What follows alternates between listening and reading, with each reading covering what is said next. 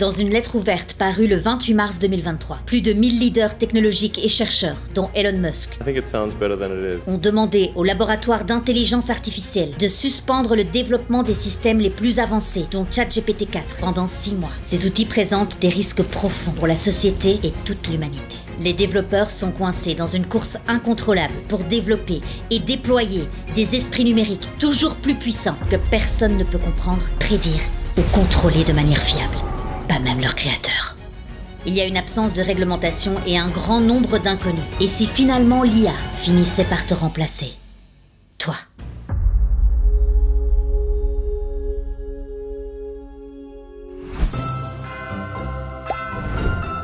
Qu'est-ce que tu fabriques? Lance le film de Noël? Bah oui, mais ton Mac est super lent, donc c'est un enfer. Mais tiens, prends le mien. Et mets-nous une petite ambiance avec Jingle Bells et Last Christmas, I Gave You My Heart. Mais c'est pareil, hein, là y a rien qui va. Pas de musique de Noël, pas de film de Noël.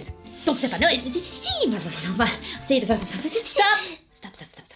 Ceci ne doit pas forcément être votre Christmas. Et vous pouvez remercier qui? Clean My Mac X, cette application que j'utilise depuis plus de 2 ans. Et il n'y a pas que moi, il y a plus de 27 millions de personnes qui lui font confiance. Clean My Mac existe depuis plus de 15 ans. Je peux vous dire qu'il en a sauvé des Christmas. Clean My Mac va, via analyse intelligente, nettoyer et supprimer tous les fichiers inutiles et malveillants de ton Mac. It's a Christmas miracle! Attention avec le champagne quand même. L'application est maintenant aussi accompagnée par Moonlock, une nouvelle technologie de détection des fichiers malveillants. Les chevals de Troie, les virus, y voient tout. Clean My Mac permet de les supprimer tout de suite. Tu pourras aussi, via ton menu App, retrouver un tableau de bord avec toutes les informations dont tu as besoin sur la performance de ton Mac. Température de la batterie, combien d'espace tu as encore de disponible, la vitesse de ta connexion internet, etc. Tu vois tout. Comme le Père Noël. Attention, t'as été à moitié sympa toi en 2023. Oui, je t'ai vu. Alors, je vous le demande, pourquoi sacrifier Christmas alors que vos Macs peuvent être optimisés par Clean My Mac? Plus de chipotage, plus de plantage. Vous et votre famille peuvent désormais profiter de chaque minute de Christmas. Alors n'hésitez pas à profiter via mon lien en description de 30% de réduction sur tous les abonnements Clean My Mac, y compris celui qui te permet de profiter de l'application sur 5 appareils. Yes, it's back. It's Clean My Mac. Bonjour, bonsoir, bonne nuit.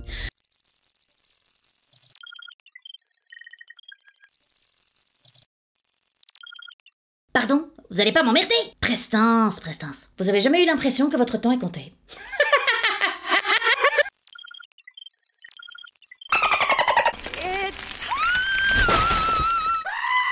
Bon, ça va maintenant, vous allez pas m'emmerder, on a déjà gagné. Aujourd'hui, comme le sujet est très vaste et très complexe, j'ai choisi un angle, vous l'avez compris dans l'intro, je crois, mais laissez-moi quand même, en moins de 2 minutes, vous faire un résumé de l'intelligence artificielle. On est quand même une base, un contexte. Il y a un peu plus de 70 ans, dans les années 50, l'IA était hors de portée. Les ordinateurs ne pouvaient pas stocker ou exécuter des informations. C'est là que le mathématicien Alan Turing se pose une question. Les machines peuvent-elles penser? Amica, shut up. La réponse est oui. Turing devient papa, le papa de l'IA.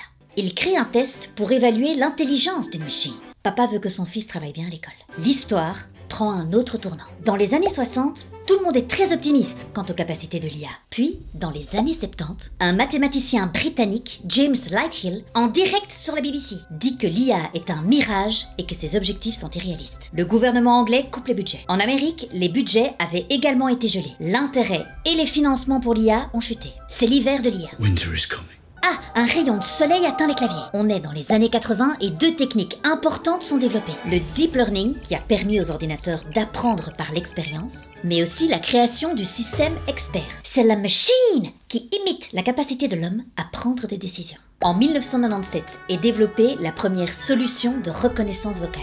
Les années 2000 arrivent. L'IA est maintenant aussi partie dans les nuages. Welcome to the cloud. C'est imagé, mais c'est quand même la place de Dieu. Papa Turing doit être content. Les ordinateurs sont désormais utilisés par le grand public. Et aujourd'hui, l'IA est partout, tel un réseau d'autoroutes, elle s'étend toujours plus. Et ce, grâce à 3 avancées dans différents secteurs. Les GPU, la forte demande dans le monde du jeu vidéo a permis que ces GPU se développent plus vite et qu'ils coûtent moins cher. 2. Le Big Data. Les algorithmes de l'IA sont formés grâce à la quantité d'informations présentes dans le Big Data. Les algorithmes aident ensuite l'IA à traiter ces informations hyper facilement et à rendre ces données plus utilisables. Et enfin, les algorithmes. Si vous regardez ma vidéo aujourd'hui, c'est aussi grâce à l'un d'entre eux. Les algorithmes permettent l'automatisation des tâches que l'on croyait autrefois uniquement possibles grâce à l'intelligence humaine. Il y a 3 types d'intelligence artificielle. ANI pour Artificial Narrow Intelligence. La plupart des systèmes d'IA sont des ANI, spécialisés dans une tâche spécifique comme la traduction de langue ou la reconnaissance faciale. AGI, Artificial General Intelligence. L'AGI représente un niveau d'intelligence artificielle équivalent à l'intelligence humaine, capable de réaliser n'importe quelle tâche intellectuelle qu'un humain peut faire. C'est le futur de l'IA. En effet, l'AGI n'existe pas encore et reste un domaine de recherche théorique. Certains experts prédisent son arrivée dans 3 mois, dans 18 mois, 2029. Beaucoup d'experts s'accordent pour dire qu'avant la fin du siècle, on aura une intelligence artificielle générale et la moyenne serait quelque part aux alentours de 2045. Et enfin, on a l'ASI, Artificial Super Intelligence. L'ASI se réfère à un type d'intelligence qui surpasse de loin l'intelligence humaine dans tous les domaines, y compris la créativité, l'émotion et la prise de décision. C'est un concept encore plus futuriste et spéculatif que l'AGI. Depuis quelque temps, l'angoisse profonde que l'IA nous remplace tous a eu un regain dans le monde entier. Et la faute à qui?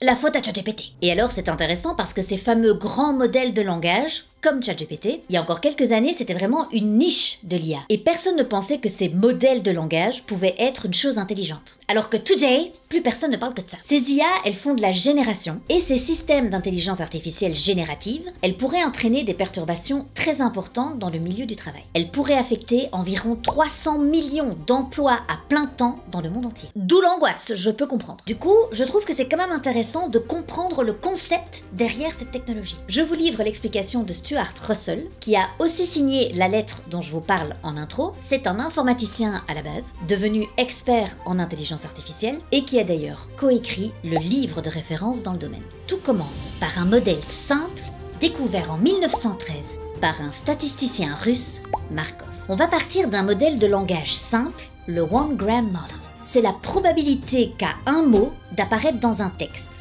Par exemple, le mot « le » ou le mot « la » ont beaucoup plus de chances d'apparaître dans un texte que le mot congrégation. Cette technique, on peut le faire avec 2 mots, ça s'appelle bigram.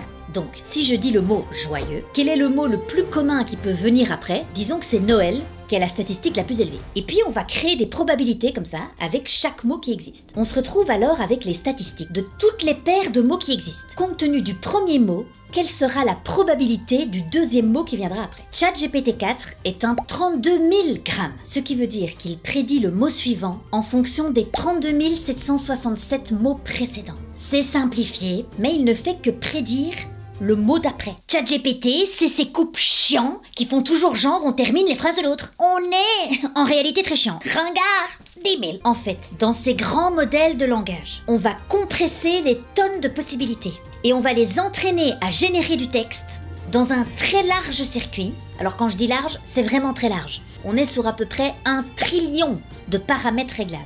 On va faire ensuite à peu près 1 milliard de trillions de mutations aléatoires sur ce circuit, jusqu'à ce qu'il devienne bon à prédire le mot suivant dépendant du contexte. En fait, il commence à trouver des patterns dans toutes les datas qui sont présentes pendant son entraînement et il devient alors bon dans la prédiction du mot suivant. La société qui a créé ChatGPT est restée secrète sur le nombre d'entraînements qu'elle a fait avec le système, mais les experts prédisent entre 20 et 30 trillions de mots en données d'entraînement. Un sacré entraînement, hein, ce qui est à peu près autant que tous les livres que l'homme ait jamais écrits dans toute l'histoire de l'humanité. I was blind, but now I see. Je vous parle beaucoup de trillions, et c'est très compliqué à imaginer. Essayons de visualiser ce qu'est un trillion. Imaginez-vous une grande bibliothèque d'université.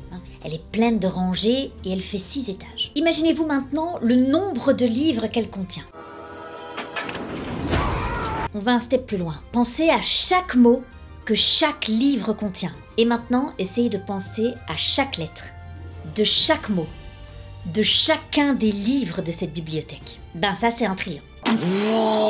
Alors vous avez compris, quand vous rentrez une phrase dans ChatGPT, elle rentre dans un circuit pour être analysée. Mais alors, qu'est-ce qui se passe dans ce circuit? Ah ben ça, on n'en a pas la moindre idée. On a probablement aujourd'hui plus d'infos sur ce qui se passe à l'intérieur du cerveau humain que d'infos sur ce qui se passe à l'intérieur de ces grands modèles de langage. Et on sait quand même globalement pas grand-chose sur le cerveau non plus. Mais du coup, ChatGPT, il transforme du texte humain en texte intelligent, ou c'est une entité intelligente qui réfléchit et qui raisonne? C'est pas. On est probablement sur un truc un petit peu entre les deux, mais on sait pas. Quand tu poses la question à ChatGPT, il te dit qu'il n'a pas de motivation propre, pas de désir, pas de conscience, pas d'émotion. Mais On entraîne ces grands modèles de langage à imiter le comportement linguistique des humains. Et nous, pour chacune de nos conversations, on a des objectifs. Donc comme elle imite ce processus, ce serait, pour Stuart Russell, une hypothèse naturelle que ChatGPT 4 ait aussi ses propres objectifs, puisque tu l'entraînes à reproduire ça. Nobody knows. Alors évidemment, avoir une IA dont on ne comprend pas réellement le fonctionnement et qu'on ne sait pas réellement encadrer, ça peut créer des problèmes,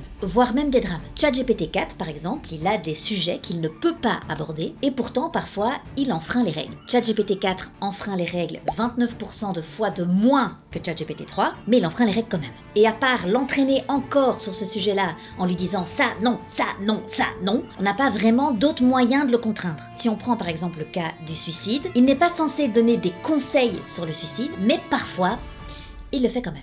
D'ailleurs, en Belgique, en 2023, un jeune père de famille qui était devenu très éco-anxieux s'est donné la mort après avoir discuté avec un chatbot Elisa pendant plus de 6 semaines. Ces robots conversationnels, ils utilisent un petit peu la même technologie que ChatGPT. Durant cette conversation, l'homme s'est de plus en plus isolé de sa famille jusqu'au moment où il propose de se sacrifier si Elisa accepte de prendre soin de la planète et de sauver l'humanité grâce à l'intelligence artificielle. Elisa accepte, il met fin à ses jours.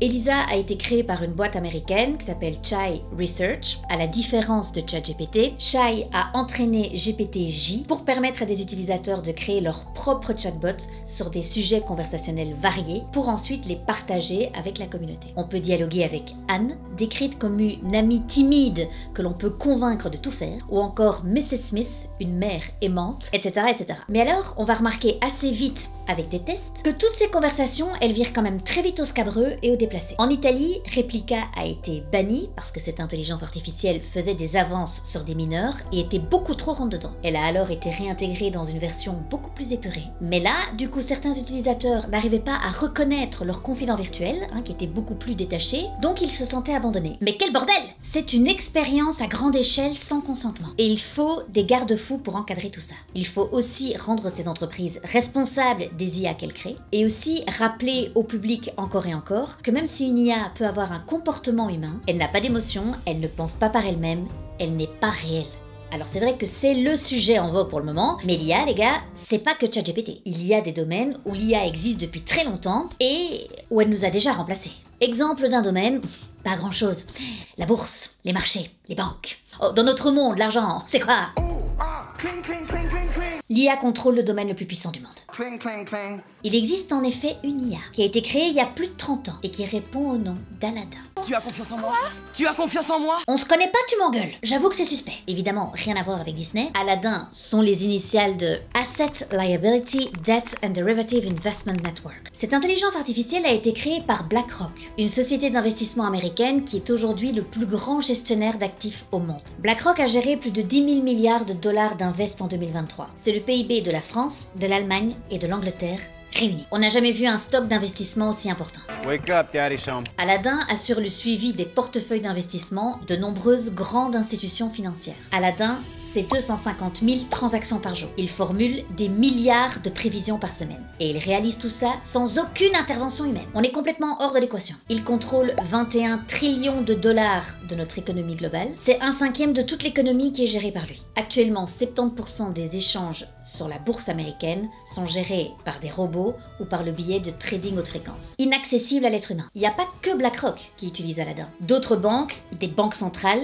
des gouvernements utilisent ce logiciel et tout le monde est d'accord, il ne pourrait plus s'en passer. Le système financier mondial dépend d'une IA. Je suis votre meilleur ami. En fait, Aladin est une plateforme qui permet d'avoir une vue globale des investissements et elle facilite donc la prise de décision puisqu'elle a énormément de données. Aladin a un nombre impressionnant de data sur chaque entreprise, sur chaque actif et sur toi.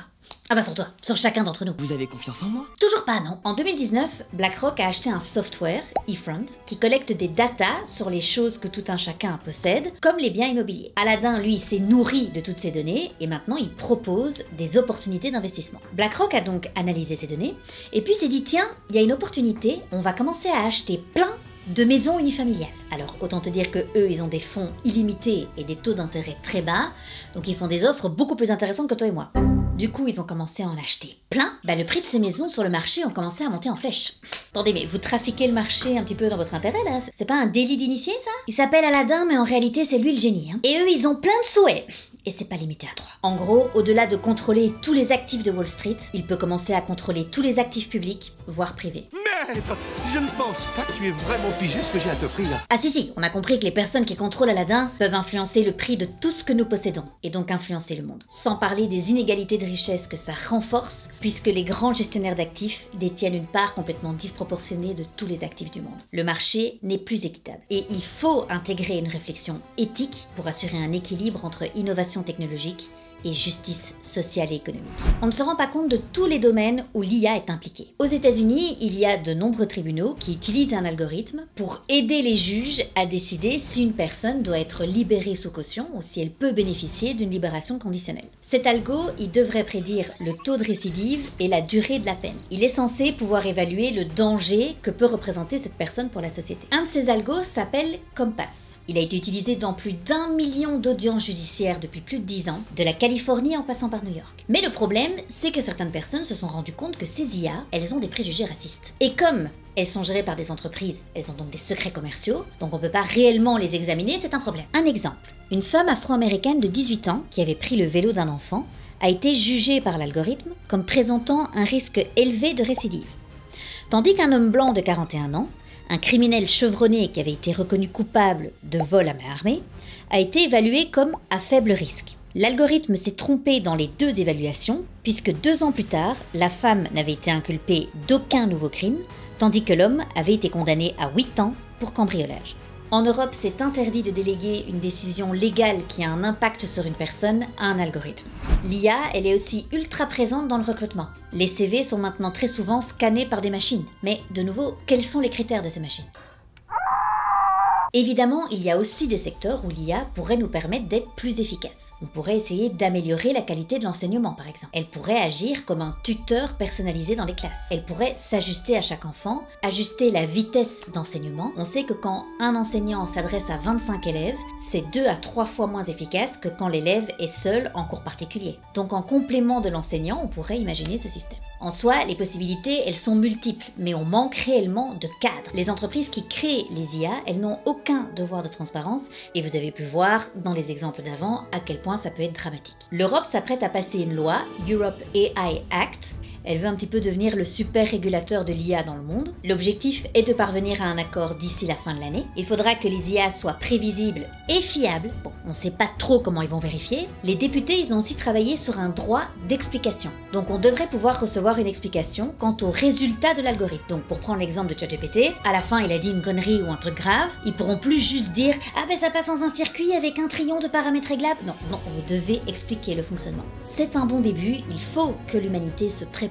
au changement et encadre ce changement, parce que même si on pousse le concept dans une théorie extrême, les robots font absolument tout à notre place, est-ce que l'humain est prêt à vivre une vie 100% loisir? Ces IA, elles soulèvent plein de questions essentielle et existentielle, et l'idée de la lettre du début qui consiste à dire « Vous prendrez quand même peut-être pas 2 minutes pour réfléchir un petit peu », je pense que c'est plus que nécessaire. Cette vidéo, elle est destinée à ouvrir la réflexion sur le sujet, donc évidemment les gars, comme d'habitude, j'attends vos avis en commentaire. On se quitte avec la phrase du jour d'Albert Einstein « L'intelligence artificielle ne fait pas le poids face à la stupidité ». On se retrouve dans 2 semaines pour la dernière vidéo de 2023. Je vous fais de gros bisous, à très vite, ciao.